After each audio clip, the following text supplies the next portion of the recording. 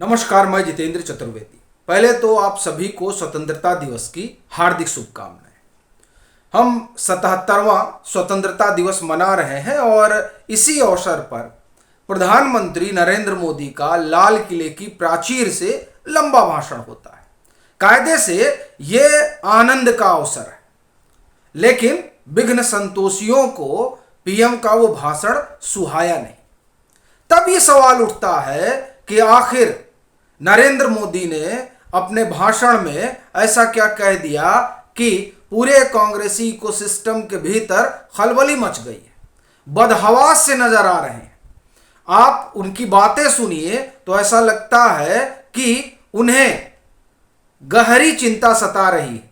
अब सवाल उठता है किस बात की, तो इस पर हम लोग विस्तार से बात करेंगे और बात इस पर भी करेंगे कि ये जो चीनी फंडिंग वाले हैं उनके अंदर इतनी कुलबुलाहट और अकुलाहट क्यों है प्रधानमंत्री नरेंद्र मोदी का भाषण सुनकर।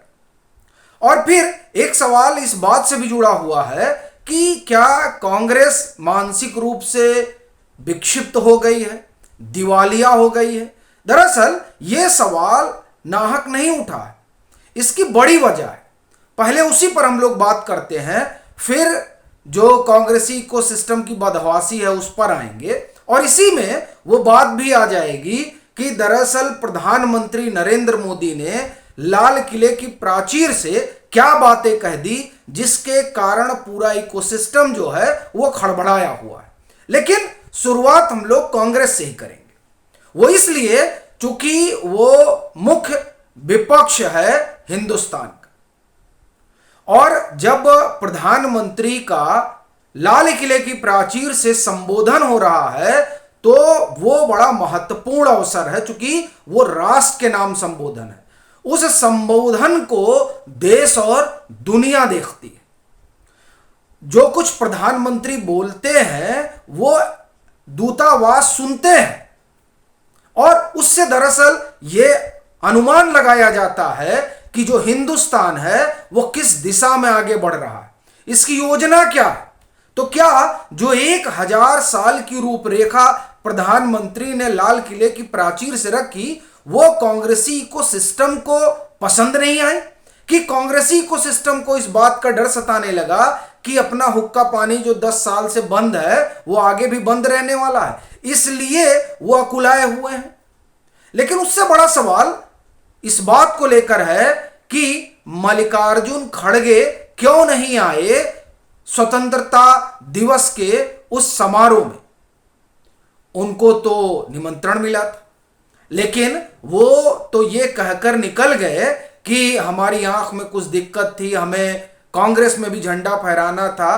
तो पार्टी बड़ी है या राष्ट्र बड़ा है, पहला सवाल तो यही होता है।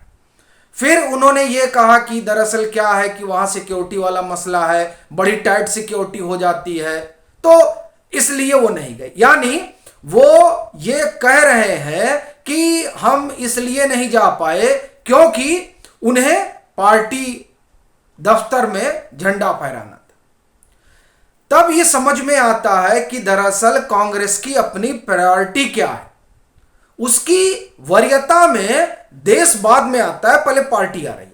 यह बात बहुत लोगों को नागवार गुजरेगी, लेकिन यह सवाल तो उठता ही है कि वो स्वतंत्रता दिवस का समारोह रहा, वहां पर सबसे बड़ा विपक्षी दल, और उसमें भी वैसे तो सबसे बड़ा विपक्षी दल कहने का भी एक तरह से आप कहें कि अधिकार नहीं है इन लोगों को संवैधानिक तौर पर, चूंकि उतना स्ट्रेंथ जनता ने दिया ही नहीं है।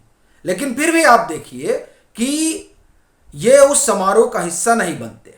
एक तरह से बहिष्कार किया जाता है, क्योंकि उसमें न राहुल गांधी जाते हैं न सोनिया गांधी जाती हैं। तो क्या इसलिए मल्लिकार्जुन खड़गे नहीं आते हैं क्योंकि उसमें गांधी परिवार नहीं जाता है?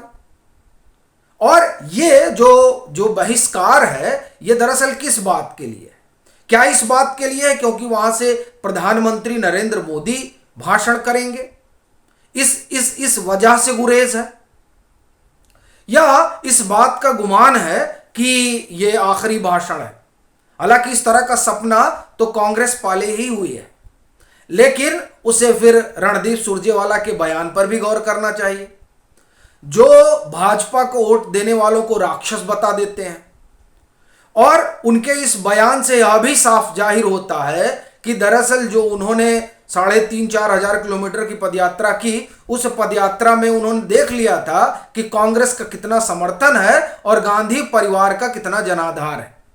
और इसी जनाधार ने उन्हें, आप एक तरह से कहें कि ऐसा बयान देने के लिए मजबूर कर दिया जो एक तरह से आप कहें कि कांग्रेस ने अपना पैर कुल्हाड़ी पर दे मारा, इस तरह वाली बात हो गई।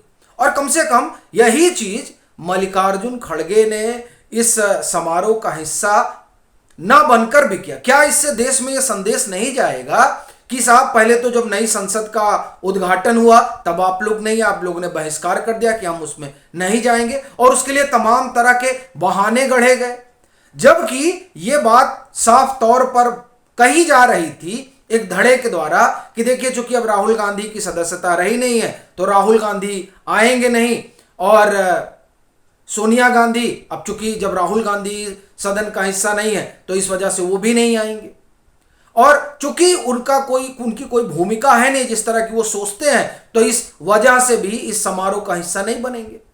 और फिर बड़ी चीज है कि क्या इनकी अपनी हायरार्की होगी, चूंकि नेता जो प्रतिपक्ष हैं लोकसभा में वो भी कोई गांधी परिवार से नहीं है, और जो नेता प्रतिपक्ष राज्यसभा में है वो भी गांधी परिवार से नहीं है। तो ये जो तमाम चीजें रही, इन चीजों की वजह से कहा गया कि उन्होंने नई संसद के उद्घाटन समारोह का बहिष्कार किया। लेकिन इसका क्यों बहिष्कार किया? आप तो कहते हैं, कांग्रेस ये कहती है कि साहब, हमने तो आजादी की लड़ाई लड़ी। जब आपने आजादी की लड़ाई लड़ी और आपको इस बात का दंभ है, हालांकि ये वो कांग्रेस नहीं है जिस कांग्रेस ने आजादी की लड़ाई लड़ी थी, एक बात। दूसरी बात यह कि अगर लड़ी थी तो स्वतंत्रता दिवस में हिस्सा लेने से क्या गुरेज था? दरअसल ये जो गुरेज है और ये जो कांग्रेसी इकोसिस्टम में बदहवासी है, उसका कारण है जो प्रधानमंत्री ने एक आउटलाइन खींच दी कि आप लोग चिंता मत करिए, हम 2024 में फिर इसी लाल किले की प्राचीर से आपके सम्मुख भाषण दे रहे होंगे।